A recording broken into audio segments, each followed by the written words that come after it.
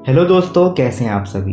दोस्तों, वैसे तो हम इंसान भी एक तरह के जानवर ही हैं, लेकिन जो चीज़ें हमें बाकी जानवरों से अलग बनाती है वो है हमारी जिज्ञासा और हमारी सेल्फ अवेयरनेस। यानी इंसान अपनी ज़िंदगी को बेहतर से बेहतर बनाने के लिए हमेशा कुछ न कुछ खोज में लगा रहता है।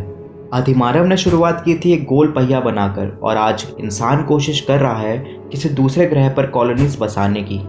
दोस्तों, आप सभी ने कभी ना कभी मार्स यानी मंगल ग्रह के बारे में कुछ ना कुछ ज़रूर सुना होगा। इस ग्रह के बारे में आए दिनों कुछ ना कुछ खबरें सुनने को मिलती हैं, चाहे वो मंगल ग्रह से जुड़े मिशन के बारे में हो या फिर इस ग्रह में पानी मिलने की कोई खबर।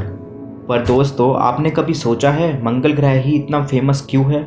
हमारे सौर मंडल में और भी तो ग्रह हैं, और ऐसा भी नहीं है कि यह ग्रह हमारी पृथ्वी के सबसे पास हो।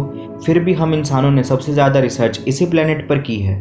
तो आइए आज हम आपको बताते हैं कि क्या मंगल ग्रह पर जीवन संभव है, और अगर हाँ तो इंसान अपने इस सपने को कैसे और कब सच करने जा रहा है। दोस्तों, आपने एस्ट्रोनॉट्स के स्पेस में जाने की बात तो बहुत सुनी होगी, लेकिन यहाँ हम बात कर रहे हैं एक या दो नहीं बल्कि हज़ारों लोगों को मंगल ग्रह पर जाने और वहाँ कॉलोनीज बसाने की।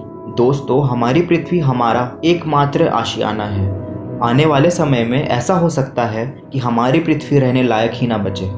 जैसे पॉल्यूशन इतना बढ़ जाए कि ओजोन लेयर पूरी तरह नष्ट हो जाए, या ग्लोबल वार्मिंग बहुत ज़्यादा हो जाए, या फिर कोई बहुत बड़ा एस्टेरॉयड धरती से टकराकर तबाही मचा दे। ऐसी विपत्तियों से बचना हम इंसानों के लिए आसान नहीं होगा, इसलिए हमें किसी और दूसरे विकल्प की तलाश करनी ही पड़ेगी। और ऐसा हो भी रहा है।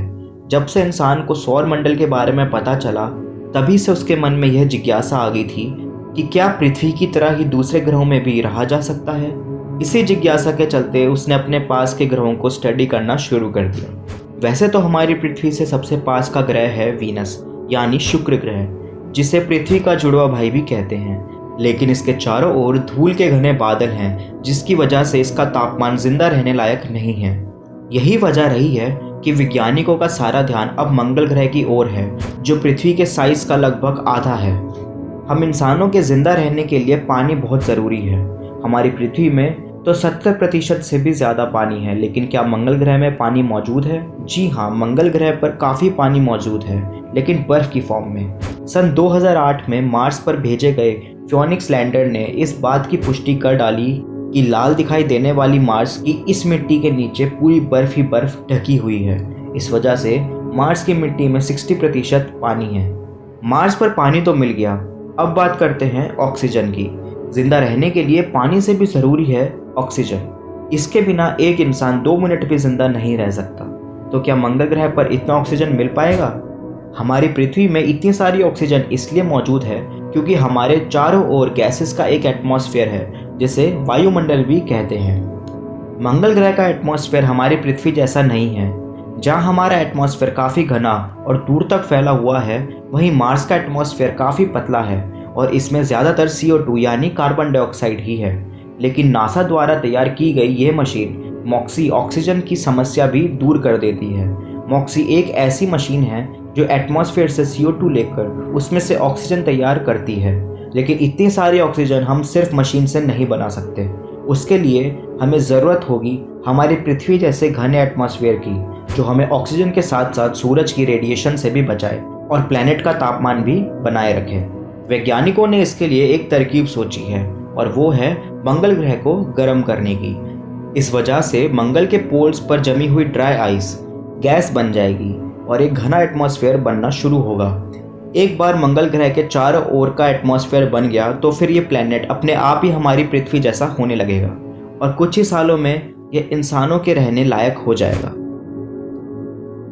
अब बात करते हैं वहाँ हमारे घर कैसे होंगे। शुरुआती दिनों में इंसानों को वहाँ इन्फ्लेटेड घरों या फिर अपने लैंडर्स में ही रहना पड़ सकता है। ऐसा भी हो सकता है कि वहाँ के आंधी तूफान से बचने के लिए ज़मीन के नीचे भी बंकर्स का इस्तेमाल हो। जैसे जैसे प्लैनेट की हालत सुधरेगी, इंसान वहाँ पृथ्वी जैसे घर बनाना शुरू कर देगा। शुरुआत के दिनों में इंसान को अपना खाना पृथ्वी से ही लाना पड़ सकता है, क्योंकि वहाँ की मिट्टी को पेड़ पौधे उगाने लायक बनाने में समय लगेगा। शुरुआती दिनों में खेती के लिए वहाँ हाइड्रोपोनिक्स का यूज़ किया जाएगा, जिसमें बिना मिट्टी के प्लांट्स को उगाया जाता है। आखिर इंसान का यह सपना कब पूरा होगा? नासा के अनुसार वह 2030 तक इंसानों को मंगल ग्रह पर भेजने का मिशन पूरा कर लेंगे, लेकिन स्पेसएक्स और टेस्ला कंपनी के मालिक एलन मस्क की माने तो इंसानों को यह सपना 2025 तक पूरा होता दिखेगा। एलन मस्क ने 10 साल से भी कम समय में एक रॉकेट कंपनी खड़ी कर डाली। जिस भी दिन इंसान का यह सपना पूरा होगा वो दिन सच में बहुत खास होगा। आशा करता हूँ दोस्तों आपको हमारी ये वीडियो पसंद आई हो।